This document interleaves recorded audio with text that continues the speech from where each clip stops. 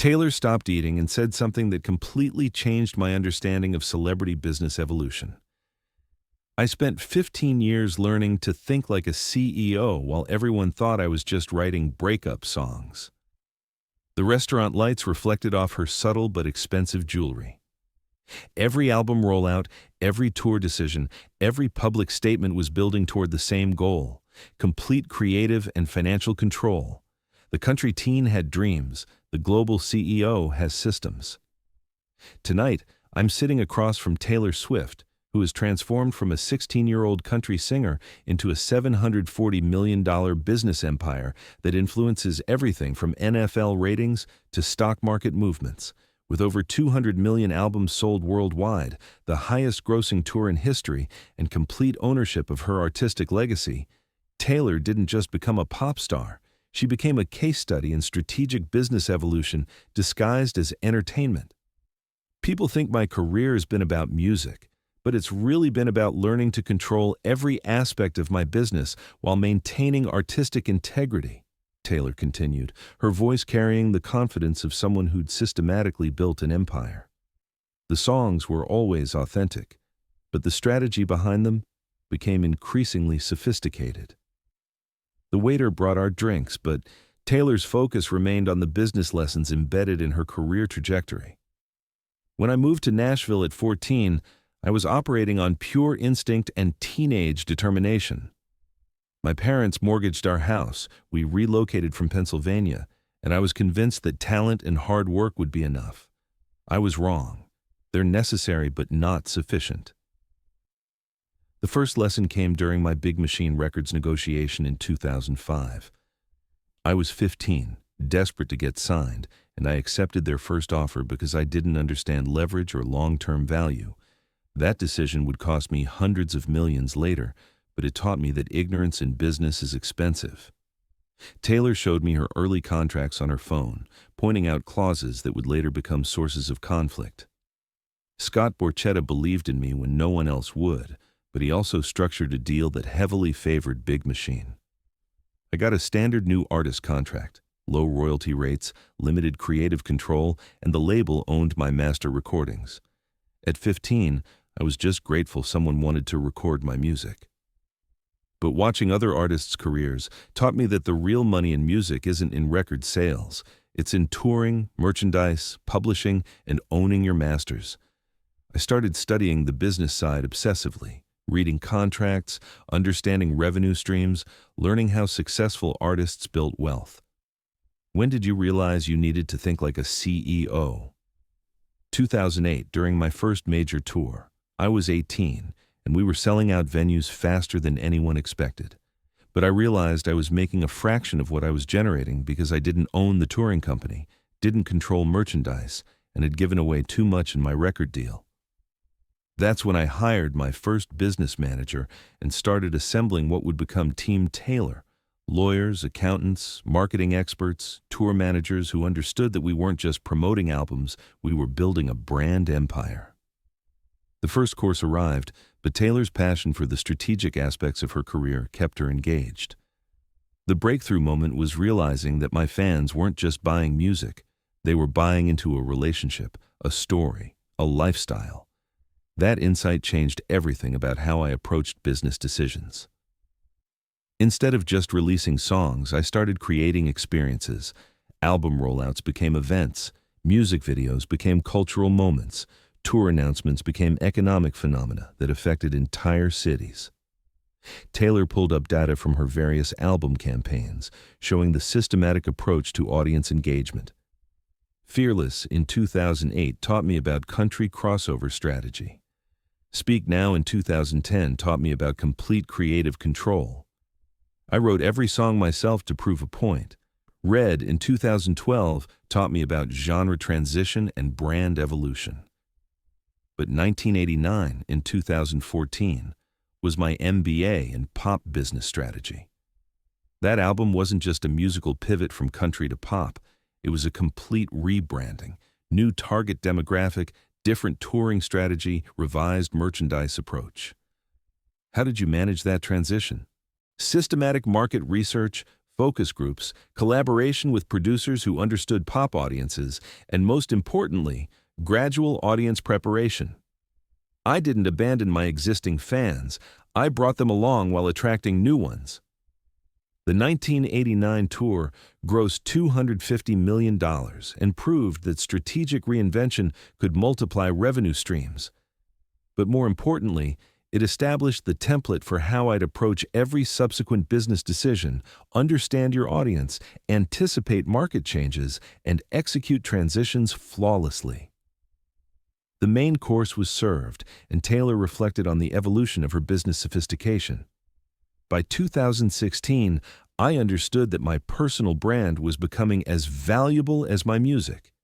The media coverage, the relationships, the public narrative, everything was affecting my earning potential. That's when I started thinking like a CEO about reputation management. The Kanye situation taught me that controversy could be weaponized against artists, but it could also be weaponized by artists if handled strategically. The key was controlling the narrative rather than letting others define it. Reputation, in 2017, was my first album designed as a business strategy first, artistic expression second. The entire campaign was about reclaiming control of my story while generating massive revenue. It worked. Highest opening week sales of my career at that point. Then, 2018 brought the master recordings crisis that would define the next phase of my career evolution. Taylor's expression grew more serious as she recalled the battle that transformed her into a business warrior. Scott Borchetta sold Big Machine Records to Scooter Braun without giving me the opportunity to buy my own masters. 13 years of my life's work, my first 6 albums, suddenly belonged to someone who'd actively tried to sabotage my career. That betrayal was the final lesson I needed in understanding that the music industry is ultimately about ownership and control. Artistic success without business ownership is just expensive employment. How did you respond? I declared war, but strategic war. Instead of litigation that would take years and cost millions, I decided to re-record my entire catalog and make the original versions worthless. It was the nuclear option, but it was also genius business strategy. Taylor's version wasn't just about revenge. It was about creating a case study in artist empowerment that would change the industry forever. Every re-recorded song would generate new revenue while diminishing the value of Scooter's investment. Taylor showed me the business projections for her re-recording strategy. The economics were brilliant. I'd spend 2 to 3 years re-recording 6 albums, but I'd own the new masters forever. More importantly, I'd prove to other artists that they don't have to accept exploitation, they can fight back and win. Fearless, Taylor's version, in 2021 debuted at #1, proving that fans would choose my versions over the originals. Red, Taylor's version, broke streaming records. Each release was both artistic achievement and business victory. What about the Eras Tour? That seems to be your biggest business triumph. Taylor's eyes lit up with the excitement of someone discussing their masterpiece. The Eras Tour is the culmination of everything I've learned about business strategy, fan psychology, and market economics. It's not just a concert tour. It's a $1.4 billion economic stimulus that affects entire cities. The concept was treating my entire catalog as a luxury experience. Instead of promoting just one album, I'd celebrate my entire career evolution. Fans could experience every era, every business phase, every strategic pivot in one 3-hour show. The demand was unprecedented. We crashed Ticketmaster, generated congressional hearings about monopolistic practices, and created a secondary market where tickets sold for $20,000. I wasn't just selling concerts, I was selling cultural experiences. The restaurant was quieter now, allowing us to explore the broader implications of her business empire.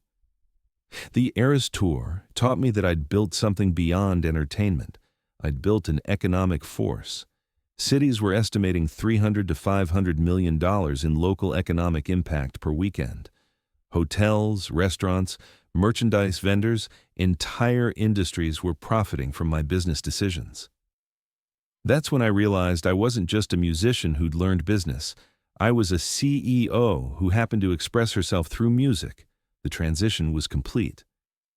How do you maintain authenticity while being so strategic?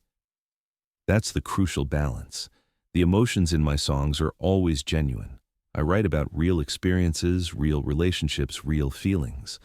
But the business framework around those songs is increasingly sophisticated.